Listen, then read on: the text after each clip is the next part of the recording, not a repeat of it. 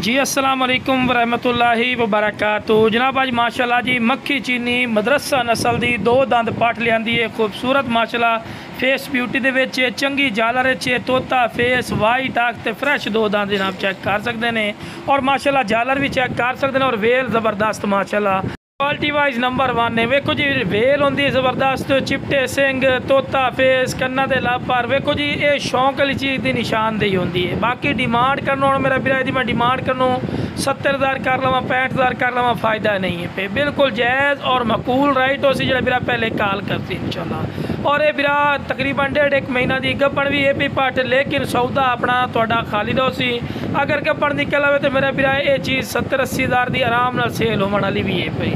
और ये वेखो जी मुकद्दर नसीब की गल है। बाकी माशाल्लाह जालर वेखो माशाल्लाह जी बच्चों की जालर होंगी है बकरा वाली घर माशाल्लाह पाठ लग रही ने क्वालिटी वाइज नंबर 1 ने। वेखो जी लाख रुपये की ब्रीड है इंशाल्लाह फौजी कोट फार्म से 1000 रुपये मिल से ठीक है ना जी।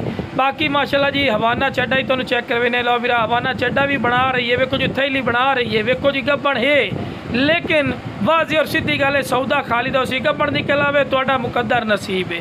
तो लो बिरा इस तो बाद दूसरे नंबर पर पट आ गए ने माशाल्लाह उम्र दी बिरा 6 महीने ही ने माशाल्लाह वेल ज़बरदस्त ने रखण वाली पट ही ने राखू पट टोर फिर के विखा रहे हैं तुहानू कि अच्छी तरह इन्फॉर्मेशन होवे ते नाल दे नाल चारा भी खवा के विखा रहे हैं कि तुहानू पता लगे कि सेहतमंद और माशाल्लाह एक्टिव ने। डिमांड और करनो मेरा बिरा यदि जितनी मर्जी कर लवां जिस भाई नू चाहिए जनाब 30,000 रुपये डिमांड करता पिया लेकिन काल ते मजीद ही कमी पेश हो जासी इस पट की जी पहले नंबर वाली पट है वो अगर जिस भाई नू चाहिए हो जनाब 45,000 की डिमांड है। इस पट की 30,000 है उस पट की 45,000 डिमांड ने। लोकेशन लुडन शहरी ने जिला बिहाड़ी लुडन मेन अड्डे ते UBL बैंक और PSO पंप के सामने इतने मेरा बिरा आके भी लै सकते हैं। तो बाकी कार्गो की सहूलत की गल की जाए तो आल पाकिस्तान माशाल्लाह मौजूद है।